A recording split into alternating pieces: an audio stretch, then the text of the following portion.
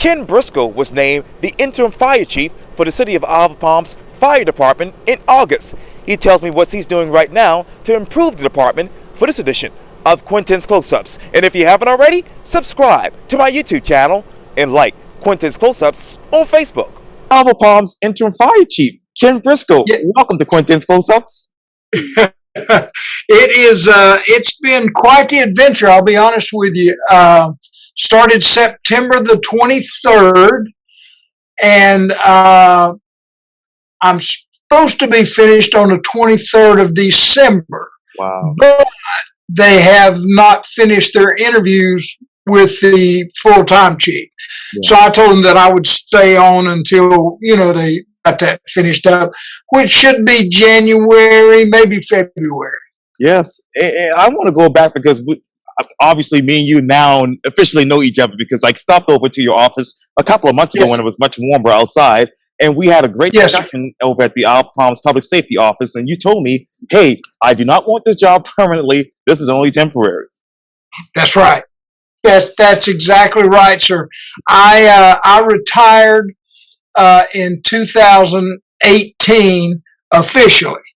Now I do some consultant work or like this job, a little interim work to help offset my fishing habit. That's another discussion we had. Yes, sir. Yes, sir. And I told you how my stepfather, he loved fishing as well. And you told me how you love fishing in North Carolina. And obviously the Isle of Palms is a great place for that as well. It is. It is. Yeah. And now I'm actually, when you were here, I was living at Front Beach. Right. Now I'm actually living in Wild Dunes. Wow. So they moved me over there, and I'll be there for the remainder of my time here. Wow. Well, speaking of time, let me talk to you about an article that was recently, a couple of months ago in Owl News, that is, in which they featured you and talked to you about your current position there. They said this, Ken Briscoe has retired twice, but it seems he still keeps coming back to his profession that has defined his life. Let me ask you, Chief, how has been a firefighter defined your life? Wow, that's a huge question. That I think the fire service, if you look at me and you look at the fire service, we are one and the same. And I'm old, so I have to refer. So if you see me looking down, you'll know I've actually been in the business for 47 years. So I'm 67 years old. So I started when I was 20 as a volunteer, and then went in as a paid person in 1974. So I have either taught or evaluated, different states' programs in Alabama, Arkansas, Mississippi, Oklahoma, Georgia, Kentucky, Pennsylvania, South Carolina, Delaware, Virginia, Tennessee, Utah, Nevada, Maryland, Colorado, Indiana, Wyoming, Texas, Oregon, and all provinces of Canada.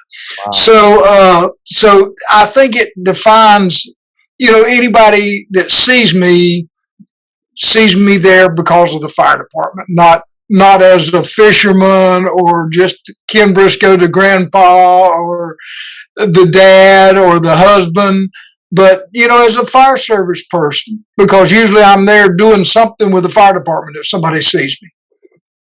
What is the state of fire service right now, Chief? We're actually in pretty good shape. With the modern technology, the apparatus that they have, they're a whole lot more efficient, water equipment wise than it was in my younger days. The people are so well educated now. Most of the folks here at Isle of Palms not only have their state and national certifications, but they also are associate degree or bachelor degree firefighters, which make a huge difference. So we're actually in pretty good shape this day and time. We're still the good guys. Yes, you are, absolutely. And we thank you all for your public service as well. And I love it. Yes, indeed. And I know that in the article they said this: in the latest iteration of his firefighting career, he's serving as interim fire chief for the Isle of Palms. Why the Isle of Palms? Why now, Chief? Well, I had actually turned down a couple of jobs where the people had called and said, we need an interim chief. And and my daddy always said, you put back at least what you've taken out. So I always tried to put back, a little bit. Fire service has been really good to myself and my family. But here recently I'd said, no, I'm getting too old, or, a lot going on. I like to fish. I said, I'm not interested. Well, when they called me about Isle of Palms, this was back, I guess, in August, maybe 1st of August, I guess. And I said, I'm really not interested. And they said, well, it's Isle of Palms. It's on the beach. And I was living at Oak Island. And they said, you can fish. And it's a good department. Not huge, not small. It'll be time consuming, but you'll still have time for your family. And I said, well, you know what? Yes, I would love to do that because they had been actually without a fire chief since Chief Graham retired last December, I think, Right. sir. That's right. That's exactly right. And Yeah. when I was in the office with you a couple of months ago in Isle of Palms, you talked about Food Line and all these other things. And I was trying to go to Harris Teeter that day on the Isle of Palms to see if they had a pizza station. Of course, they didn't Yeah. have it. So Yeah. eventually, I went over to Publix on Sullivan's on right there at the tip of Sullivan's Island. But Yes, sir. what do you like now about the Isle of Palms? Oh, me. Number one, I like the city administration. I really like all the different department heads. Uh, they really seem to work well with the citizens of the Isle of Palms. And when I say the citizens of the Isle of Palms, that's the folks that are living here year round, And so that makes a huge difference. And those people really enjoy the Isle of Palms administration because they understand what all goes on with the city. I told them when I came in, I said, the fire department is the second most important department in the city. And they said, second. And I said, oh, yes. I said, sanitation's number one. I said, you let my grandmama's trash not get picked up, somebody's going to get fussed at.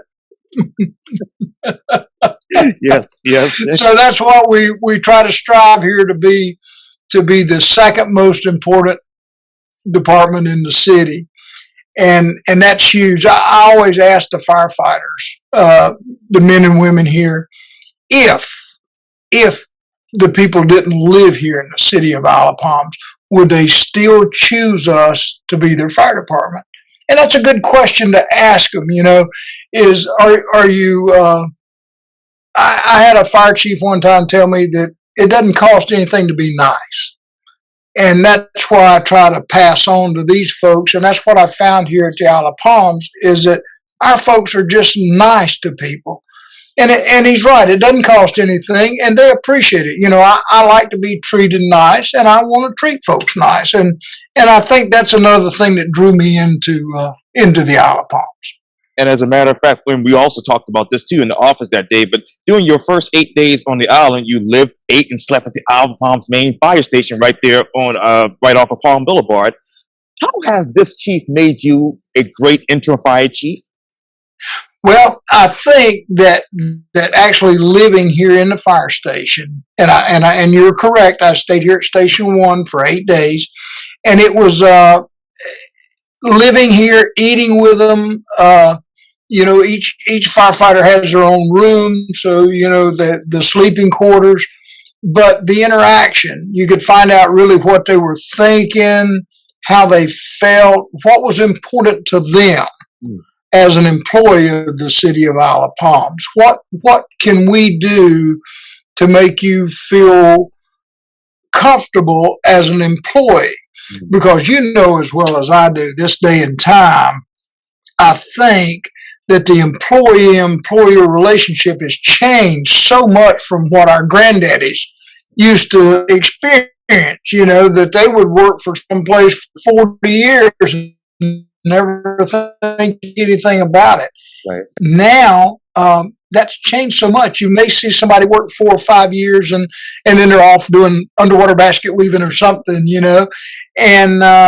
and so it gave me that experience staying here with the men and women of Isle of Palms of what they're really thinking, what they're really looking for the employer to offer, what they're willing to give the employer, the citizens, the customers of Isle of Palms.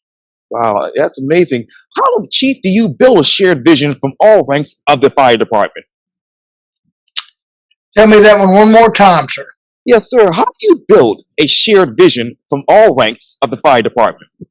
Oh, building the vision. Yes, sir. That's difficult. Again, I think first by listening and seeing what the employees are willing to put into it, then listening and looking at what the city administration is willing to look and put into it. But then most important is looking at your citizens or your customers and seeing what their need is, because every city is alike. We have the same departments, but we're all a little bit different. And to set the vision for Isle of Palms, we had to look at what our citizens really need. I mean, we are an island, so we're surrounded by water. So I spent a lot of my tenure in the fire service, 14 years of it, up in the mountains. And so I had to revisit the focus on what the citizens actually needed to make a good progressive fire department work for Isle of Palms. How do you establish the community service priorities? Well, I think that the priorities are probably dictated by, again, the community and the citizens. For example, what I'm looking at is I am big on two things: school education, educating our younger generations about the fire service, but also recruiting. Now, unfortunately for me, I don't have a school on the Isle of Palms. I have to go over to Sullivan's Island, or I have to go over to Mount Pleasant. And so that I think dictates what we do is what we have in and around us. Even though the focus may stay the same, you still have to see what your community has to offer. Yes, sir. What are those community outreach initiatives that you actually want to implement? I would say probably local recruitment for firefighters and local education. I'm a big believer in our fire education, fire marshal code program. Matter of fact, I have stated several times that our fire marshal, Travis Stafford, great guy, will probably save more lives than any belly crawler, somebody that crawls through the smoke, than we have. And he just, with his education, educating the younger folks, and setting the codes, whether it be building codes or fire codes, I think, the guidelines that are set up, and his interpersonal, he has a great personality to deal with that. So I think probably shoring up, I would say, our fire marshal program, our code program, our education program would be my biggest priority. And since your time there, Chief Briscoe, how have you identified the internal strengths and weaknesses of the fire department? Again, I think that as far as the individuals, looking and speaking and staying with them and interacting here at the fire station as I did in the beginning with the firefighters. With the fire department itself, you take a look at the two stations that they have, at the equipment they have to help with your evaluation. But I'll be honest with you, and you and your viewers will know, budgeting is huge. And so every year I have to make sure that the biggest investment we have is in our biggest investment, and that's our people, our employees. Because if they're protected while they're protecting you, then they're going to do a better job. And so I think by talking with the firefighters, looking at what equipment we have, and then looking at the budget for the future, those three things will help us with that. And what is your current budget? Right now we're you know, I can't tell you exactly. I can tell you that what I am looking for is an increase in the budget, but for protective clothing. Right now, we are looking at acquiring 6 sets of turnout gear, we call it, or bunker gear, to protect our firefighters each year. I would like to see that increase to 10 each year. And then I would like to see a grant or either a one-time purchase of maybe even 66 sets, because we got 33 firefighters, paid firefighters that work here. And I would like to see them put in protective clothing 2 sets. So if they get one that's contaminated, that they've automatically got another one. So if they get another call, like last night, we had a structure fire. It turned out to be a small kitchen fire, and everything was okay. In my opinion, the homeowner might not think that, but everything was okay, and the folks did a super job. But you don't want those same contaminants that firefighter that went into that gentleman's house to go into Miss Rosemary's house and have the same outfit on that they had going in his house. Right. So to give you an exact dollar amount, I cannot. To say that I think it should be increased, of course, we always want more money, but I think the money is for the right reasons, and that we're protecting our biggest resource, which is our employees. And let me piggyback off of that. How have you identified any solution costs and alternative funding sources? Yes, they call it the Assistance to Firefighter Grant, and it's grants that we can put in for each year. I have been fortunate in the past, in some of my other experiences, I have received some of those grants that will help offset cost in the future. Now, there's no guarantee, and there is a little bit of matching, not 100% matching, but some portion, and so it will help offset cost a little bit. Areas have you identified as areas of opportunity or potential threats to the fire department? Well, I think some opportunities we have here is I would like to create, and I think that the fire department is ready to have some agreements with some of the other departments to where we can fill in. I know that some of the threats that we have tie right in with that, in that we are a small department. We have 10 firefighters on duty each day.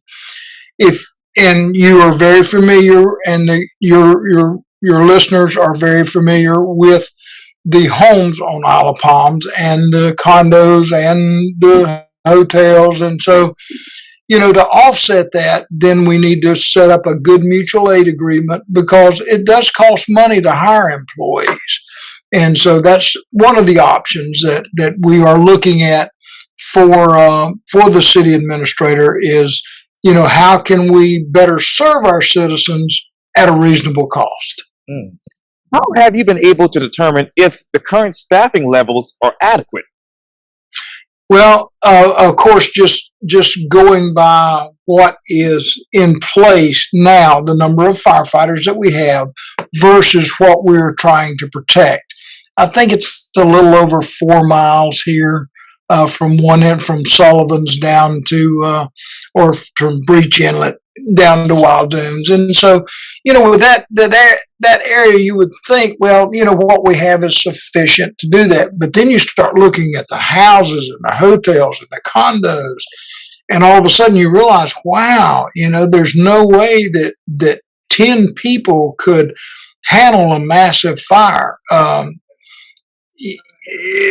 And you look at the history of departments across the United States and the fires that they had. I was back at home at Oak Island 2 weeks ago on a weekend, and the next island over is called Ballhead Island. Oh, yeah. And they started out as a grass fire, and it had spread to some houses.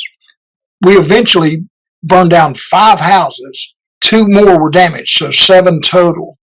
But their manpower is just virtually non-existent. I mean, they got 4 or 5 people that are there all the time, every day. But that's just and here at the coast, our fires are wind-driven fires usually. That means that if you even cooking marshmallows, when the wind blows, that fire increases so much. Same thing with us with our house fires. So you just evaluate where you're at, what your threats are, your potential threats, and our threats are, we love the hotels, we love the condos, we love the big houses, but we have to prepare for those, and sometimes that dictates that, hey, we need some more people. Somehow, either hire more people or mutual aid agreements with Mount Pleasant, Charleston, North Charleston, Ondal, some of those areas, Yeah. As a matter of fact, let me talk to you about that more. The reciprocal agreements within towns like Mount Pleasant, where they're providing additional emergency services like helping and cleaning up gas spills, etc. What towns do you get assistance from? We get it, of course, from Sullivan's Island, Dewey's Island, Mount Pleasant, North Charleston. I have actually met with Chief Dan Curria at Charleston and sat down and spoke with him a little bit. So we get assistance from our immediate neighbors, but we are reaching out, offering our assistance if they in return can offer their assistance to help us out, because it's just a matter of time of when it happens. Yeah. And what type of assistance are you receiving from these municipalities, that is?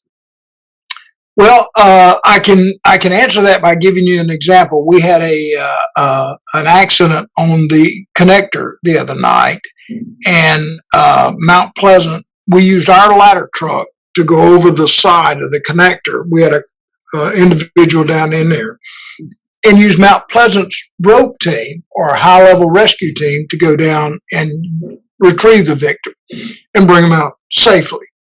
So we get not only firefighting assistance from some of our neighbors, but we also get rescue assistance, being water or rope or whatever it is that we need.